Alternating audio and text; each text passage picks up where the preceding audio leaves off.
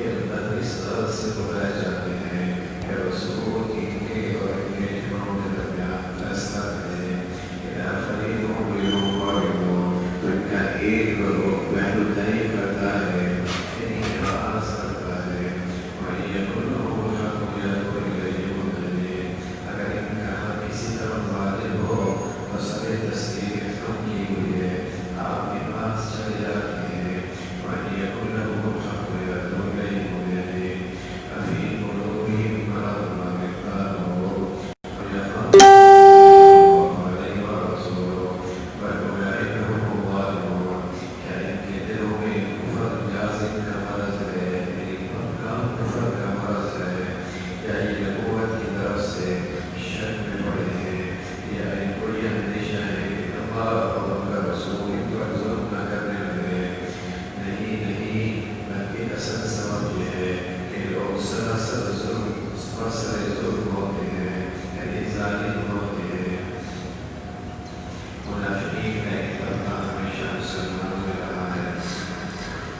اور یہ منافق مکہ میں نہیں تھا، مدینہ سے اس کا نفاق شروع ہوا۔ مکہ میں منافق نہیں تھے، اس لیے کہ مکہ میں مسلمان کمزور تھے اور کسی کو اسلام کا لبادہ پہن کر وہاں اسے کچھ مفادات نہیں ملنے تھا ہی وہاں مسلمان کمزور، کفر کا غلبہ تھا، شرک کا غلبہ تھا، تو وہاں منافق بن کے مسلمانوں سے کیا مفادات حاصل کرنے تھے؟ وہاں تو اپنے آپ کو پھر مصیبت کی چکی میں اور آزمائش کی گھاٹیوں میں اپنے آپ کو پیش کرنے والی بات تھی، اس لیے کہ وہاں مسلمان کمزور تھے، کفر غالب تھا، تو مکہ میں نفاق نہیں تھا۔ لیکن جب مسلمان مدینہ آئے اور مسلمانوں کو مدینہ میں غلبہ حاصل ہوا، حکومت مل گئی، اقتدار مل گیا، اور یہاں مسلمانوں کی جسے کہیں کہ وسعت بڑھتی چلی گئی ہر شعبہ زندگی میں، اب منافقین نے لبادہ اوڑھا اسلام کا، اور یہ نفاق کا لبادہ اس لیے اوڑھا کہ مسلمانوں سے مفادات حاصل کیے، ان کی حمایت لی جائے، تو نفاق وہیں پھلتا پھولتا ہے جہاں مسلمانوں کی اکثریت ہو اور منافق نے مسلمانوں سے اپنے مفادات حاصل کرنے ہوں، وہاں وہ لبادہ اوڑھتا ہے اسلام کا، مسلمانی کا، اور وہ مفادات حاصل کرنے میں اسلام کا دعویٰ بھی کرتا ہے، اللہ اور اللہ کے رسول پر ایمان کی بات بھی کرتا ہے، اللہ اور اللہ کے رسول سے دل کی اطاعت کے وعدے بھی کرتا ہے، لیکن جب عمل کا وقت آتا ہے تو ظاہر ہے عمل کے لیے تو ایمان چاہیے،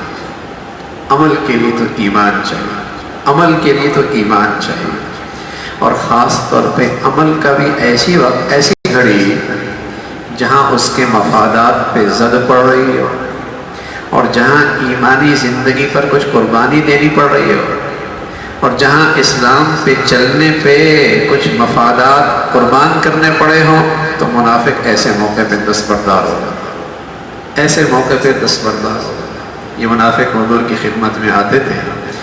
اور کہتے تھے نشہد انک رسول اللہ، ہم گواہی دیتے ہیں آپ اللہ کے رسول، ہم دل سے آپ سے محبت کرتے ہیں اور آپ سے تعلق رکھتے ہیں۔ اللہ کہتا ہے ان المنافقین لکاذبون، یہ جھوٹے ہیں،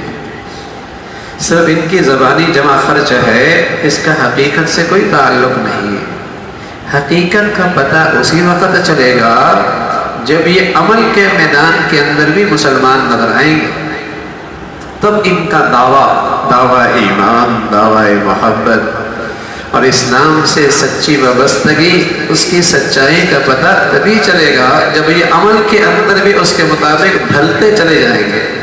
تو یہاں اللہ نے منافقین کا تذکرہ فرمایا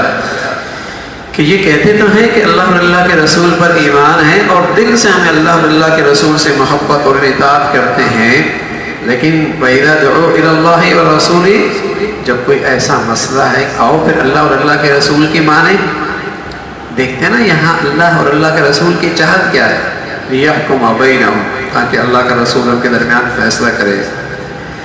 تو اذا فریق منہم معرضون، پھر وہاں ہٹ جاتا ہے، وہاں سے پھر جسے کہیں کہ اعراض کرتے ہیں۔ ہاں